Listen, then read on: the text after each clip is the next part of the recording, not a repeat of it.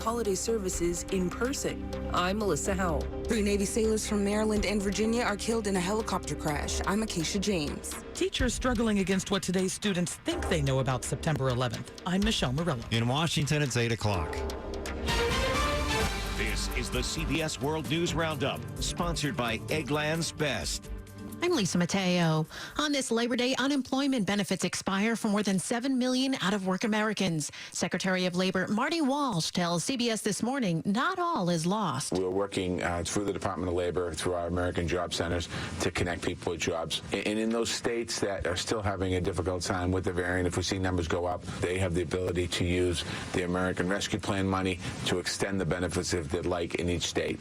Another holiday weekend, more COVID concerns. On Memorial Day, you could have been forgiven for thinking the nightmare was ending. The U.S. was seeing fewer than 25,000 new COVID cases each day. Today, that number's risen to above 160,000. 1,500 mostly unvaccinated Americans are dying each day, and the fatality rate has quadrupled in a year. Vicki Barker, CBS News. President Biden heads to the East Coast tomorrow to survey the damage from Hurricane Ida. The storm killed 51 people in the Northeast, 27 in New Jersey alone. Governor Phil Murphy on Face the Nation. There is a significant loss associated with this storm. We'll do all that we can in the state, but we need the federal government in a big way. Mr. Biden approved an emergency disaster declaration for New Jersey and New York. The holiday weekend looks a bit different in the Southeast. Normally, Labor Day in New Orleans would be bustling with tourists and activities, but not this year. It is very difficult to sustain yourselves here. Louisiana Governor John Bell Edwards says in the aftermath of Hurricane Ida, people should just stay away. It is not time to come back if you're evacuated. There is hope that this week much of the New Orleans metropolitan area will have electricity back, but in the hardest hit parts of the region, it could take until the end of the month. Dave Cohen for CBS News, New Orleans. Evacuees like Lisa Suela returning to their South Lake Tahoe homes express gratitude for the crews battling the Caldor fire. You can't show enough appreciation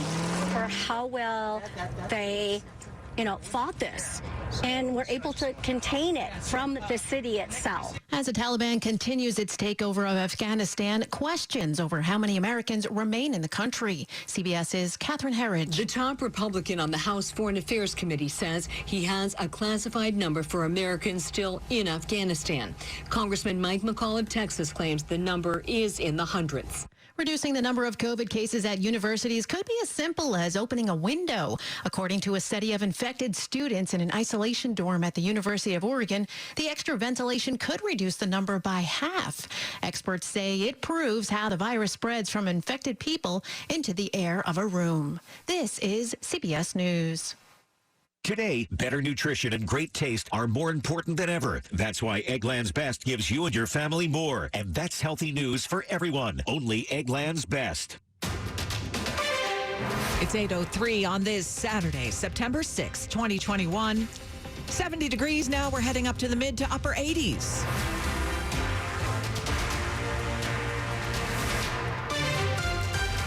Good morning, I'm Sarah Jacobs, and here are the top local stories we're following this hour. Many people have the day off work as our nation marks Labor Day, and that also means a change in some schedules and some closures.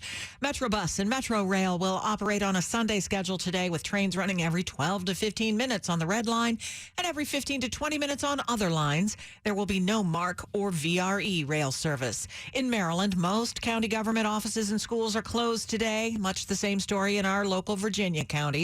In D.C., a reminder, you don't have to feed the public parking meters, but do watch where you park. You will still get a ticket for safety violations like blocking a fire hydrant. The D.C. Circulator will operate on its regular Monday schedule with buses every 10 minutes during operating hours. You can see a complete list of what's open and closed around the region today at WTOP.com. Jewish leaders are preparing to welcome folks back for high holiday services. Rabbi Mark Israel over at Tikva Israel Congregation in Rockville says for high holiday services, they'll be welcoming some members of the congregation back into the synagogue. We'll have 200 or so people, which is about half of what we would have had. Everybody will be masked. We've spread out chairs. There will also be an outdoor option as they prepare for Rosh Hashanah tonight at sundown and Yom Kippur on the 15th. He says logistics have been more difficult as they try to provide more options other than just online services. But his focus now, connecting with the community and encouraging others to do the same. Use this time to reflect on where we are, where we want to be, and what are the steps that we need to take in order to get there. Melissa Howell, WTOP News. 8:05.